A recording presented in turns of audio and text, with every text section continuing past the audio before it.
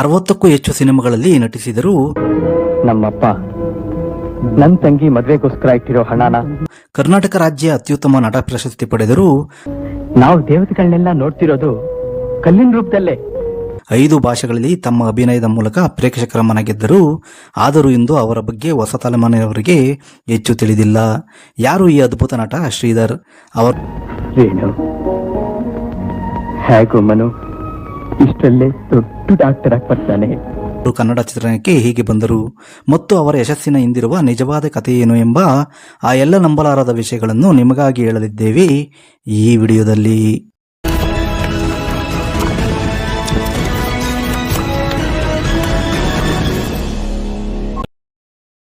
ಮಲಯಾಳಂ ಪ್ರಸಿದ್ಧ ಮಣಿಚಿತ್ರ ತಾಜು ಚಿತ್ರದಲ್ಲಿ ಅವರು 1993ರಲ್ಲಿ ಪ್ರಮುಖ ಪಾತ್ರದಲ್ಲಿ ಅಭಿನಯಿಸಿದರು.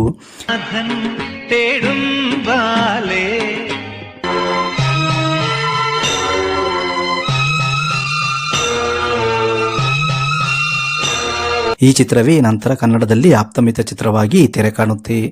ಆ ಚಿತ್ರದಲ್ಲಿ ನಾಗವಲ್ಲಿ ಪ್ರಿಯಕರ ಡ್ಯಾನ್ಸರ್ ಆಗಿ ನಟ ಶ್ರೀಧರ ಪಾತ್ರವನ್ನು ಅದ್ಭುತವಾಗಿ ನಿಭಾಯಿಸಿದ್ದಾರೆ. ಈ ಸಿನಿಮಾ ನಂತರ ಭಾರತದ ಹಲವು ಭಾಷೆಗಳಲ್ಲಿ ರಿಮೇಕ್ ಆಯಿತು. ಆ ಮೂಲಕ ಶ್ರೀಧರ್ ಅವರ ಅಭಿನಯ ಮತ್ತಷ್ಟು ಜನರಿಗೆ ಪರಿಚಯವಾಯಿತು. ತೆಲುಗು ಮತ್ತು ಹಿಂದಿ ಸಿನಿಮಾಗಳು, ಇದರ ಜೊತೆಗೆ ತೆಲುಗು ಸಿನಿಮಾಗಳಲ್ಲಿಯೂ ಅವರು ಅಭಿನಯಿಸಿದರು.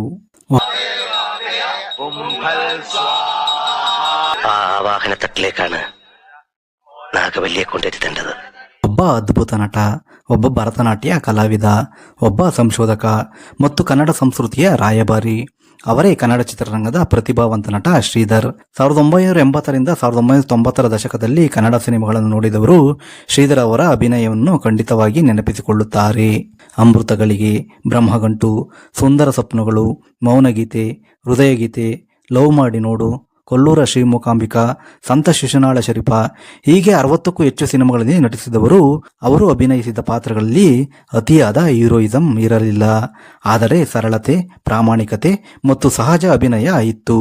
ಅದಕ್ಕಾಗಿಯೇ ಇಂದಿಗೂ ಅವರನ್ನು ಕನ್ನಡದ ಅತ್ಯುತ್ತಮ ನಟರಲ್ಲಿ ಒಬ್ಬರೆಂದು ಗೌರವಿಸಲಾಗುತ್ತದೆ.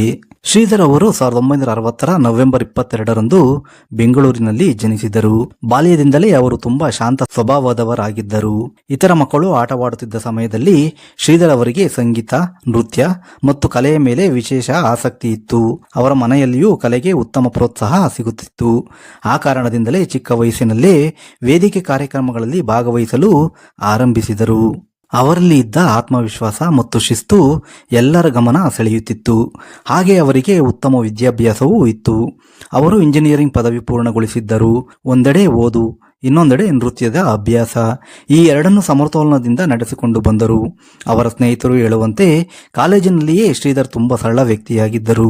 ಹೆಚ್ಚು ಮಾತನಾಡುವವರಲ್ಲ, ಆದರೆ ಕೆಲಸದ ವಿಷಯ ಬಂದರೆ ತುಂಬ ಶಿಸ್ತಿನಿಂದ ಇರುತ್ತಿದ್ದರು. ಬಹುಶಃ ಇದೇ ಶಿಸ್ತು ಮುಂದೆ ಅವರನ್ನು ಒಬ್ಬ ಉತ್ತಮ ಕಲಾವಿದನಾಗಿ ರೂಪಿಸಿತು. ಶ್ರೀಧರ್ ಅವರ ಜೀವನದಲ್ಲಿ ದೊಡ್ಡ ತಿರುವು ತಂದದ್ದು ಸಿನಿಮಾ ಅಲ್ಲ, ಭರತನಾಟ್ಯ. ಚಿಕ್ಕ ವಯಸ್ಸಿನಲ್ಲೇ ಅವರು ಈ ಶಾಸ್ತ್ರೀಯ ನೃತ್ಯವನ್ನು ಕಲಿಯಲು ಆರಂಭಿಸಿದರು. ಪ್ರತಿದಿನ ಗಂಟೆಗಟ್ಟಲೆ ಅಭ್ಯಾಸ ಮಾಡುತ್ತಿದ್ದರು. ಭರತನಾಟ್ಯ ಅಂದರೆ ಕೇವಲ ನೃತ್ಯವಲ್ಲ, ಮುಖಭಾವ, ಕಣ್ಣಿನ ಅಭಿನಯ, ಕೈಗಳ ಚಲನೆ, ದೇಹದ ಸಮತೋಲನ, ಪ್ರತಿಯೊಂದು ವಿಷಯದಲ್ಲೂ ಪರಿಪೂರ್ಣತೆ ಬೇಕಾಗುತ್ತದೆ. ಈ ಎಲ್ಲವನ್ನು ಶ್ರೀಧರ್ ತುಂಬ ಶ್ರಮಪಟ್ಟು ಕಲಿತರು. ಅವರ ಗುರುಗಳು ಕೂಡ ಈ ಹುಡುಗನಲ್ಲಿ ವಿಶೇಷ ಪ್ರತಿಭೆ ಇದೆ ಎಂದು ಹೇಳುತ್ತಿದ್ದರಂತೆ. ನಂತರ ಕೆಲವೇ ವರ್ಷಗಳಲ್ಲಿ ಅವರು ಕರ್ನಾಟಕದ ಪ್ರಮುಖ ಯುವ ನೃತ್ಯಗಾರರಲ್ಲಿ ಒಬ್ಬರಾದರು. 1980ರಲ್ಲಿ ಕರ್ನಾಟಕ ಸಂಗೀತ ಮತ್ತು ನೃತ್ಯ ಅಕಾಡೆಮಿಯಿಂದ ಅವರಿಗೆ ಅತ್ಯುತ್ತಮ ಯುವ ನೃತ್ಯಕಾರ ಪ್ರಶಸ್ತಿ ಲಭಿಸಿತು. ಒಬ್ಬ ಯುವ ಕಲಾವಿದನಿಗೆ ಇದು ಸಾಮಾನ್ಯ ವಿಷಯವಾಗಿರಲಿಲ್ಲ. ಈ ಪ್ರಶಸ್ತಿಯ ನಂತರ ದೇಶದ ವಿವಿಧ ಭಾಗಗಳಿಂದ ಕಾರ್ಯಕ್ರಮಗಳಿಗೆ ಆಹ್ವಾನಗಳು ಬರತೊಡಗಿದವು.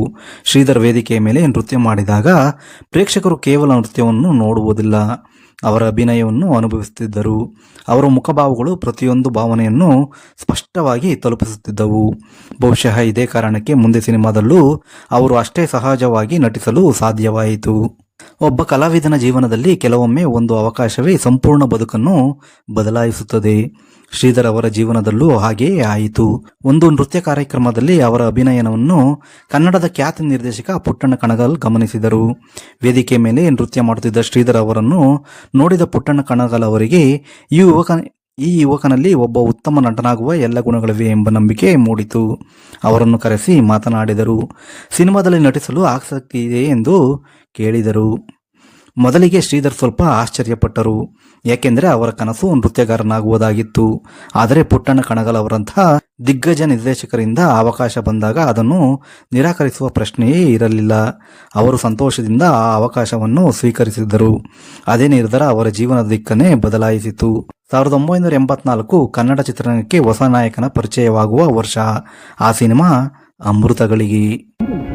ನನ್ ಕಾಯಿಲೆ ಗುಣವಾಗೋದಕ್ಕಿಂತ ನನ್ ತಂಗಿ ಮದುವೆ ಮುಖ್ಯ. ಈ ಸಿನಿಮಾದ ಮೂಲಕ ಶ್ರೀಧರ್ ಮೊದಲ ಬಾರಿಗೆ ನಾಯಕನಾಗಿ ಬೆಳ್ಳಿತೆರೆಗೆ ಬಂದರು. ಹೊಸ ನಟನಾಗಿದ್ದರೂ ಕ್ಯಾಮೆರಾ ಮುಂದೆ ಅವರು ಎಲ್ಲಿಯೂ ಹೊಸಬನಂತೆ ಕಾಣಿಸಲಿಲ್ಲ. ಅವರ ಕಣ್ಣಿನ ಅಭಿನಯ, ಸಂಭಾಷಣೆ ಹೇಳುವ ರೀತಿ ಮತ್ತು ಪಾತ್ರದೊಳಗೆ ಸಂಪೂರ್ಣವಾಗಿ ಬೆರೆತು ಹೋಗುವ ಸಾಮರ್ಥ್ಯ ಚಿತ್ರತಂಡದವರನ್ನೇ ಆಶ್ಚರ್ಯಗೊಳಿಸಿತು.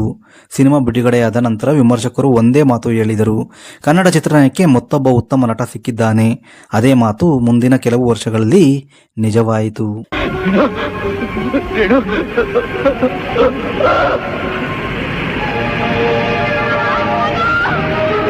ಯಾಕೆಂದರೆ ಶ್ರೀಧರ್ ಒಂದರ ಹಿಂದೆ ಒಂದರಂತೆ ಉತ್ತಮ ಸಿನಿಮಾಗಳನ್ನು ಆಯ್ಕೆ ಮಾಡಿಕೊಂಡು ತಮ್ಮದೇ ಆದ ವಿಶಿಷ್ಟ ಸ್ಥಾನವನ್ನು ನಿರ್ಮಿಸಿಕೊಂಡರು.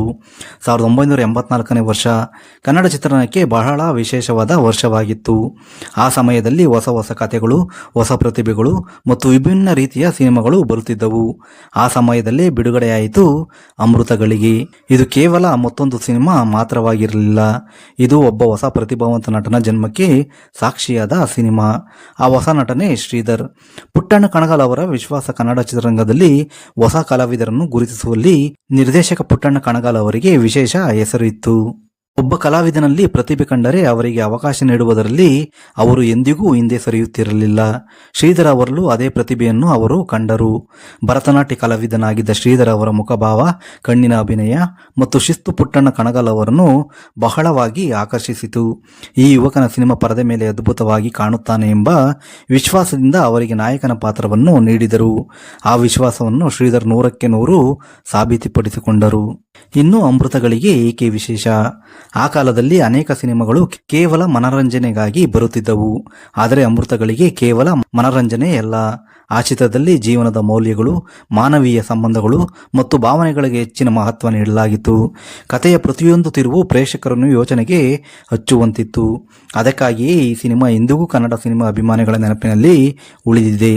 ಶ್ರೀಧರ್ ಅವರ ಅಭಿನಯ ಮೊದಲ ಸಿನಿಮಾ, ಮೊದಲ ನಾಯಕನ ಪಾತ್ರ. ಯಾವುದೇ ಹೊಸ ನಟನಿಗೂ ಇದು ದೊಡ್ಡ ಸವಾಲು. ಆದರೆ ಶ್ರೀಧರ್ ಅವರು ಎಲ್ಲಿಯೂ ಆತಂಕಕ್ಕೆ ಒಳಗಾಗದಂತೆ ಕಾಣಲಿಲ್ಲ. ಕ್ಯಾಮರಾ ಮುಂದೆ ಅವರು ತುಂಬಾ ಆತ್ಮವಿಶ್ವಾಸದಿಂದ ನಟಿಸಿದರು. ವಿಶೇಷವಾಗಿ ಭಾವನಾತ್ಮಕ ದೃಶ್ಯಗಳಲ್ಲಿ ಅವರ ಅಭಿನಯ ಅತ್ಯಂತ ಸಹಜವಾಗಿತ್ತು. ಅವರು ಅತಿಯಾದ ನಾಟಕೀಯ ಅಭಿನಯಕ್ಕೆ ಹೋಗಲಿಲ್ಲ, ಪಾತ್ರಕ್ಕೆ ಬೇಕಾದಷ್ಟು ಮಾತ್ರ ಅಭಿನಯಿಸಿದರು. ಇದೇ ಅವರ ದೊಡ್ಡ ಶಕ್ತಿ. ಅವರ ಕಣ್ಣಿನ ಭಾವನೆಗಳೇ ಅನೇಕ ಸಂದರ್ಭಗಳಲ್ಲಿ ಸಂಭಾಷಣೆಗಿಂತ ಹೆಚ್ಚು ಮಾತನಾಡುತ್ತವೆ. ಬಹಳಷ್ಟು ವಿಮರ್ಶಕರು ಕೂಡ ಇದೇ ವಿಷಯವನ್ನು ಪ್ರಶಂಸಿಸಿದ್ದರು. ಸಂಭಾಷಣೆ ಹೇಳುವ ಶೈಲಿ. ಶ್ರೀಧರ್ ಅವರ ಮತ್ತೊಂದು ವಿಶೇಷತೆ ಎಂದರೆ ಅವರ ಸಂಭಾಷಣೆ ಹೇಳುವ ವಿಧಾನ. ಅವರು ಜೋರಾಗಿ ಕೂಗುವ ಹೀರೋ ಅಲ್ಲ, ನಿಧಾನವಾಗಿ ಸ್ಪಷ್ಟವಾಗಿ ಭಾವನೆಗಳನ್ನು ವ್ಯಕ್ತಪಡಿಸುತ್ತಾ ಸಂಭಾಷಣೆ ಹೇಳುತ್ತಿದ್ದರು. ಅದರಿಂದ ಅವರ ಪಾತ್ರಗಳು ಇನ್ನಷ್ಟು ನೈಜವಾಗಿ ಕಾಣುತ್ತಿದ್ದವು.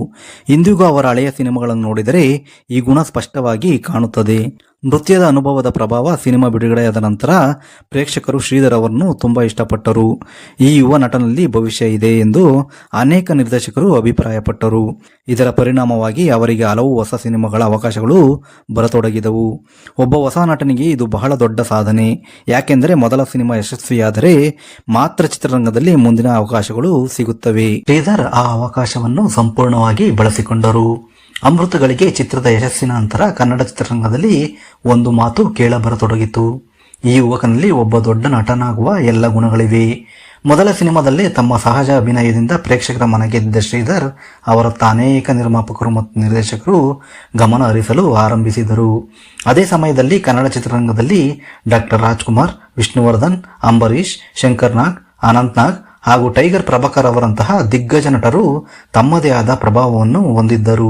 ಇಂತಹ ದಿಗ್ಗಜರ ನಡುವೆ ಒಬ್ಬ ಹೊಸ ನಾಯಕನಾಗಿ ತನ್ನದೇ ಆದ ಸ್ಥಾನವನ್ನು ನಿರ್ಮಿಸಿಕೊಳ್ಳುವುದು ಸುಲಭದ ಮಾತಲ್ಲ. ಆದರೆ ಶ್ರೀಧರ್ ಅವರು ಯಾವುದೇ ಸ್ಪರ್ಧೆಯ ಬಗ್ಗೆ ಯೋಚಿಸಲಿಲ್ಲ. ಅವರಿಗೆ ಒಂದೇ ಗುರಿ, ಒಳ್ಳೆಯ ಕತೆ ಇರುವ ಸಿನಿಮಾಗಳಲ್ಲಿ ಅಭಿನಯಿಸುವುದು. ಬಹುಶಃ ಇದೇ ಕಾರಣಕ್ಕೆ ಅವರ ಪ್ರತಿಯೊಂದು ಸಿನಿಮಾ ವಿಭಿನ್ನವಾಗಿರುತ್ತಿತ್ತು. ಒಬ್ಬ ನಿರ್ದೇಶಕ ಒಬ್ಬ ನಟನಿಗೆ ಮತ್ತೆ ಮತ್ತೆ ಅವಕಾಶ ಕೊಡುತ್ತಾನೆ ಎಂದರೆ ಅದರ ಹಿಂದೆ ಒಂದು ಕಾರಣ ಇರುತ್ತದೆ. ಶ್ರೀಧರ್ ಅವರ ಸಮಯ ಪಾಲನೆ, ಸರಳತೆ ಮತ್ತು ಪಾತ್ರಕ್ಕೆ ನ್ಯಾಯ ಒದಗಿಸುವ ಶ್ರಮ ಇವೆಲ್ಲ ನಿರ್ದೇಶಕರಿಗೆ ತುಂಬಾ ಇಷ್ಟವಾಗುತ್ತಿತ್ತು. ಶೂಟಿಂಗ್ಗೆ ಯಾವಾಗಲೂ ಸಮಯಕ್ಕೆ ಸರಿಯಾಗಿ ಬರುತ್ತಿದ್ದರು. ಸಿನಿಮಾ ಸೆಟ್ನಲ್ಲಿ ಎಲ್ಲರ ಜೊತೆಯೂ ತುಂಬಾ ಗೌರವದಿಂದ ನಡೆದುಕೊಳ್ಳುತ್ತಿದ್ದರು. ಆದ್ದರಿಂದ ಚಿತ್ರರಂಗದಲ್ಲಿ ಅವರಿಗೆ ಒಳ್ಳೆಯ ಹೆಸರು ಇತ್ತು. ಪ್ರತಿಯೊಬ್ಬ ನಟನ ಜೀವನದಲ್ಲೂ ಒಂದು ಸಿನಿಮಾ ಇರುತ್ತದೆ. ಆ ಸಿನಿಮಾ ಕೇವಲ ಯಶಸ್ಸು ತರುವುದಿಲ್ಲ, ಆ ನಟನನ್ನು ಇತಿಹಾಸದಲ್ಲಿ ಶಾಶ್ವತವಾಗಿ ದಾಖಲಿಸುತ್ತದೆ. ನಟ ಶ್ರೀಧರ್ ಅವರ ಜೀವನದಲ್ಲಿ ಅಂತಹ ಸಿನಿಮಾ ಎಂದರೆ ಸಂತ ಶಿಶುನಾಳ ಶರೀಫ. ಗುರುಗಳೇ, ನಾ ಬಂದಿನ್ರಿ, ನಿಮ್ಮ ಆಜ್ಞಾ ಪ್ರಕಾರ ನಡ್ಕೊಂಡೆ. ಆದ್ರೆ ನೀವು 1990ರಲ್ಲಿ ಬಿಡುಗಡೆಯಾದ ಈ ಸಿನಿಮಾ ಕನ್ನಡ ಚಿತ್ರರಂಗದಲ್ಲಿ ಹೊಸ ಇತಿಹಾಸವನ್ನೇ ಬರೆದಿತ್ತು. ಇದು ಕೇವಲ ಒಂದು ಸಿನಿಮಾ ಅಲ್ಲ, ಇದು ಸಂತ ಕವಿ ಶಿಶುನಾಳ ಶರೀಫರ ಜೀವನ, ಅವರ ತತ್ವಗಳು ಮತ್ತು ಮಾನವೀಯ ಸಂದೇಶವನ್ನು ಜನರಿಗೆ ತಲುಪಿಸಿದ ಮಹತ್ವದ ಚಿತ್ರವಾಗಿತ್ತು. ಈ ಬದುಕಂದ್ರೆ ಹಿಂಗ ನಾವು ಬರೋದನ್ನೆಲ್ಲ ಹಂಚ್ಕೊಂಡು ತಿನ್ಬೇಕು. ಈ ಪಾತ್ರವನ್ನು ಒಪ್ಪಿಕೊಳ್ಳಲು ಕಾರಣವೇನು? ಸಾಮಾನ್ಯವಾಗಿ ಒಬ್ಬ ಯುವ ನಾಯಕ ಪ್ರೇಮ ಕಥೆ ಅಥವಾ ವಾಣಿಜ್ಯ ಸಿನಿಮಾಗಳನ್ನೇ ಹೆಚ್ಚು ಆಯ್ಕೆ ಮಾಡುತ್ತಾನೆ. ಆದರೆ ಶ್ರೀಧರ್ ಆಗಲ್ಲ.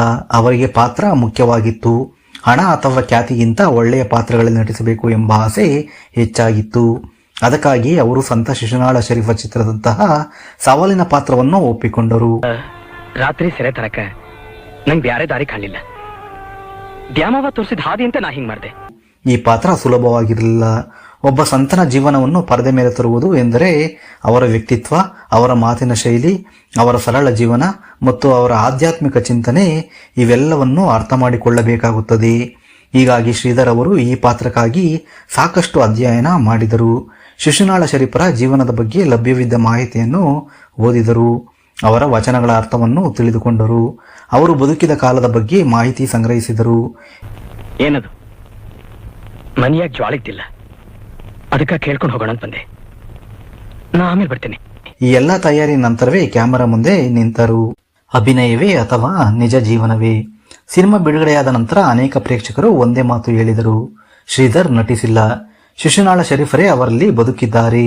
ಅವರ ಮುಖಭಾವ, ಕಣ್ಣಿನಲ್ಲಿದ್ದ ಕರುಣೆ, ಮಾತನಾಡುವ ಶಾಂತ ಸ್ವರ ಮತ್ತು ಸಂತನ ಸರಳತೆಯನ್ನು ಅವರು ಅದ್ಭುತವಾಗಿ ತೋರಿಸಿದರು. ಕೆಲವು ದೃಶ್ಯಗಳಲ್ಲಿ ಪ್ರೇಕ್ಷಕರ ಕಣ್ಣಲ್ಲಿ ನೀರು ಬಂದಿತ್ತು. ಅದೇ ಒಬ್ಬ ಕಲಾವಿದನ ನಿಜವಾದ ಗೆಲುವು. ಚಿತ್ರದ ಯಶಸ್ಸು ಸಂತ ಶಿಶುನಾಳ ಶರೀಫ ಸಿನಿಮಾ ಬಿಡುಗಡೆಯಾದ ನಂತರ ಕನ್ನಡ ರಾಜ್ಯಾದ್ಯಂತ ಅದ್ಭುತ ಪ್ರತಿಕ್ರಿಯೆ ಸಿಕ್ಕಿತು. ಸಾಮಾನ್ಯ ಪ್ರೇಕ್ಷಕರು ಮಾತ್ರವಲ್ಲ, ವಿಮರ್ಶಕರು, ಸಾಹಿತ್ಯಾಸಕ್ತರು ಮತ್ತು ಕಲಾವಿದರು ಕೂಡ ಈ ಚಿತ್ರವನ್ನು ಮೆಚ್ಚಿಕೊಂಡರು. ಟಿ.ಎಸ್. ನಾಗಾಭರಣ ನಿರ್ದೇಶನದ ಚಿತ್ರಕಥೆ, ಸಂಗೀತ ಮತ್ತು ಸಂದೇಶ ಎಲ್ಲರ ಮನಸ್ಸನ್ನು ಮುಟ್ಟಿತು. ಅದರಲ್ಲೂ ಶ್ರೀಧರ್ ಅವರ ಅಭಿನಯ ಚಿತ್ರದ ದೊಡ್ಡ ಶಕ್ತಿಯಾಯಿತು. ಈ ಸಿನಿಮಾದಲ್ಲಿನ ಅದ್ಭುತ ಅಭಿನಯಕ್ಕಾಗಿ ಶ್ರೀಧರ್ ಅವರಿಗೆ ಕರ್ನಾಟಕ ರಾಜ್ಯ ಅತ್ಯುತ್ತಮ ನಟ ಪ್ರಶಸ್ತಿ ಲಭಿಸಿತು. ಇದು ಅವರ ವೃತ್ತಿ ಜೀವನದ ಅತ್ಯಂತ ದೊಡ್ಡ ಗೌರವಗಳಲ್ಲಿ ಒಂದಾಗಿದೆ. ಈ ಪ್ರಶಸ್ತಿ ಸಿಕ್ಕ ನಂತರ ಶ್ರೀಧರ್ ಕೇವಲ ಒಬ್ಬ ನಾಯಕ ನಟ ಎಂಬ ಹೆಸರಲ್ಲ, ಅತ್ಯುತ್ತಮ ಕಲಾವಿದ ಎಂಬ ಗೌರವವನ್ನು ಪಡೆದರು. ಈ ಸಿನಿಮಾ ಕರ್ನಾಟಕದಲ್ಲಷ್ಟೇ ಅಲ್ಲ, ರಾಷ್ಟ್ರ ಮಟ್ಟದಲ್ಲಿಯೂ ಪ್ರಶಂಸೆ ಪಡೆಯಿತು. ಕನ್ನಡದಲ್ಲಿ ಇಂತಹ ಅರ್ಥಪೂರ್ಣ ಸಿನಿಮಾಗಳು ನಿರ್ಮಾಣವಾಗುತ್ತವೆ ಎಂಬುದನ್ನು ಈ ಚಿತ್ರ ಸಾಬೀತುಪಡಿಸಿತು. ಇಂದಿಗೂ ಕನ್ನಡದ ಅತ್ಯುತ್ತಮ ಜೀವನ ಚರಿತ್ರೆ ಆಧಾರಿತ ಸಿನಿಮಾಗಳ ಪಟ್ಟಿಯಲ್ಲಿ ಸಂತ ಶಿಶುನಾಳ ಶರೀಫ್ಗೆ ವಿಶೇಷ ಸ್ಥಾನವಿದೆ. ಇಷ್ಟು ದೊಡ್ಡ ಯಶಸ್ಸು ಸಿಕ್ಕರೂ ಶ್ರೀಧರ್ ಎಂದಿಗೂ ಅಹಂಕಾರ ಬೆಳೆಸಿಕೊಳ್ಳಲಿಲ್ಲ. ಅವರು ಮೊದಲಿನಂತೆ ಸರಳವಾಗಿಯೇ ಇದ್ದರು. ಚಿತ್ರರಂಗದ ಎಲ್ಲರೊಂದಿಗೆ ಆತ್ಮೀಯವಾಗಿ ನಡೆದುಕೊಳ್ಳುತ್ತಿದ್ದರು. ಅವರ ಈ ಗುಣವೇ ಅವರಿಗೆ ಎಲ್ಲರ ಗೌರವವನ್ನು ತಂದುಕೊಟ್ಟಿತು. ಸಂತ ಶಿಶುನಾಳ ಶರೀಫ್ ನಂತರ ಶ್ರೀಧರ್ ಅವರಿಗೆ ಕನ್ನಡ ಮಾತ್ರವಲ್ಲ, ತಮಿಳು, ತೆಲುಗು, ಮಲಯಾಳಂ ಮತ್ತು ಹಿಂದಿ ಚಿತ್ರರಂಗದಲ್ಲಿಯೂ ಅವಕಾಶಗಳು ಬರತೊಡಗಿದವು. ಒಬ್ಬ ಕನ್ನಡ ನಟನಿಗೆ 5 ಭಾಷೆಗಳಲ್ಲಿ ನಟಿಸುವ ಅವಕಾಶ ಸಿಗುವುದು ದೊಡ್ಡ ಸಾಧನೆಯೇ ಸರಿ. ಆ ಅವಕಾಶಗಳನ್ನು ಅವರು ಅತ್ಯುತ್ತಮವಾಗಿ ಬಳಸಿಕೊಂಡರು. ಆದರೆ ಕನ್ನಡ ಚಿತ್ರರಂಗದಲ್ಲಿ ಯಶಸ್ಸು ಗಳಿಸಿದ ನಂತರ ಶ್ರೀಧರ್ ಅವರು ತಮಿಳು, ತೆಲುಗು, ಮಲಯಾಳಂ ಮತ್ತು ಹಿಂದಿ ಸಿನಿಮಾಗಳಲ್ಲಿ ಹೆಸರು ಮಾಡಿದರು. ಸಂತ ಶಿಶುನಾಳ ಶರೀಫ್ ಚಿತ್ರದ ನಂತರ ಶ್ರೀಧರ್ ಅವರ ಹೆಸರು ಕೇವಲ ಕರ್ನಾಟಕಕ್ಕೆ ಸೀಮಿತವಾಗಿರಲಿಲ್ಲ. ಅವರ ಸಹಜ ಅಭಿನಯದ ಬಗ್ಗೆ ಇತರೆ ಭಾಷೆಗಳ ನಿರ್ದೇಶಕರು ಗಮನ ಹರಿಸಲಾರಂಭಿಸಿದರು. ಆ ಕಾಲದಲ್ಲಿ ಒಬ್ಬ ಕನ್ನಡ ನಟನಿಗೆ ಬೇರೆ ಭಾಷೆಗಳಿಂದ ಅವಕಾಶಗಳು ಬರುವುದು ಅಷ್ಟು ಸುಲಭದ ವಿಷಯವಾಗಿರಲಿಲ್ಲ. ಆದರೆ ಪ್ರತಿಭೆಗೆ ಭಾಷೆಯ ಗಡಿ ಇರುವುದಿಲ್ಲ. ಅದೇ ಕಾರಣದಿಂದ ಶ್ರೀಧರ್ ಅವರಿಗೆ ತಮಿಳು, ತೆಲುಗು, ಮಲಯಾಳಂ ಮತ್ತು ಹಿಂದಿ ಚಿತ್ರರಂಗದಿಂದಲೂ ಅವಕಾಶಗಳು ಬರತೊಡಗಿದವು. ಕಲಾವಿದನಾಗಿ ಮಾತ್ರವಲ್ಲ, ಕಲೆಯ ಬಗ್ಗೆ ಅಧ್ಯಯನ ನಡೆಸಿದ ಸಂಶೋಧಕರಾಗಿ ಅವರು ಗುರುತಿಸಿಕೊಂಡರು.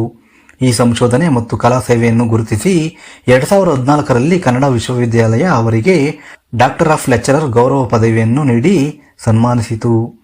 ಇದು ಅವರ ಜೀವನದ ಮತ್ತೊಂದು ಹೆಮ್ಮೆಯ ಕ್ಷಣ. ಸಿನಿಮಾದಲ್ಲಿ ಸಾಧನೆ, ನೃತ್ಯದಲ್ಲಿ ಸಾಧನೆ, ಶಿಕ್ಷಣದಲ್ಲಿ ಸಾಧನೆ, ಈ 3 ಕ್ಷೇತ್ರಗಳಲ್ಲಿಯೂ ಹೆಸರು ಮಾಡಿದ ಅಪರೂಪದ ಕಲಾವಿದರಲ್ಲಿ ಶ್ರೀಧರ್ ಒಬ್ಬರು. ಇಂದಿನ ಕಾಲದಲ್ಲಿ ಯಶಸ್ಸು ಬಂದರೆ ಅದನ್ನು ಪ್ರದರ್ಶಿಸುವವರು ಹಲವರು. ಆದರೆ ಶ್ರೀಧರ್ ಯಾವತ್ತೂ ಸರಳ ಜೀವನವನ್ನೇ ಇಷ್ಟಪಟ್ಟರು. ಅವರಿಗೆ ಪ್ರಚಾರಕ್ಕಿಂತ ಕೆಲಸ ಮುಖ್ಯ, ಖ್ಯಾತಿಗಿಂತ ಕಲೆ ಮುಖ್ಯ, ಹಣಕ್ಕಿಂತ ಗೌರವ ಮುಖ್ಯ. ಬಹುಶಃ ಇದೇ ಕಾರಣಕ್ಕೆ ಅವರು ಚಿತ್ರರಂಗದಲ್ಲಿ ಎಲ್ಲರಿಗೂ ಪ್ರಿಯವಾದರು, ಯುವ ಕಲಾವಿದರಿಗೆ ಮಾದರಿಯಾದರು. ಇಂದಿನ ಯುವ ನಟರು ಮತ್ತು ನೃತ್ಯಕಾರರು ಶ್ರೀಧರ್ ಅವರ ಜೀವನದಿಂದ ಕಲಿಯಬೇಕಾದ ಒಂದು ವಿಷಯ ಇದೆ, ಅದು ಯಶಸ್ಸು. ಎಂದಿಗೂ ಶಾರ್ಟ್ಕಟ್ನಿಂದ ಸಿಗುವುದಿಲ್ಲ. ನಿರಂತರ ಅಭ್ಯಾಸ, ಶಿಸ್ತು ಮತ್ತು ಕಲೆಯ ಮೇಲಿನ ಪ್ರೀತಿ, ಈ 3 ಇದ್ದರೆ ಮಾತ್ರ ನಿಜವಾದ ಯಶಸ್ಸು ಸಿಗುತ್ತದೆ.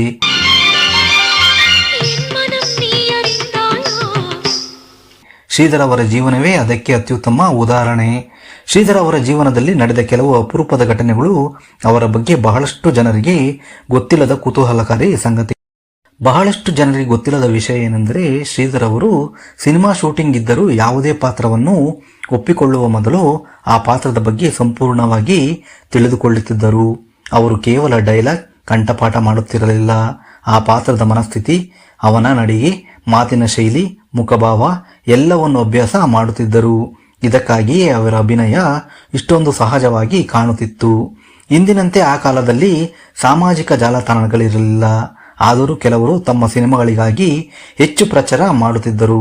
ಆದರೆ ಶ್ರೀಧರ್ ಆಗಲ್ಲ. ಅವರು ಯಾವತ್ತೂ ನನ್ನ ಕೆಲಸವೇ ನನ್ನ ಪರಿಚಯ ಎಂಬ ತತ್ವವನ್ನು ನಂಬಿದ್ದರು. ಸಂದರ್ಶನಗಳು ಕಡಿಮೆ, ವಿವಾದಗಳು ಇಲ್ಲ, ಸರಳ ಜೀವನ, ಶಾಂತ ಸ್ವಭಾವ.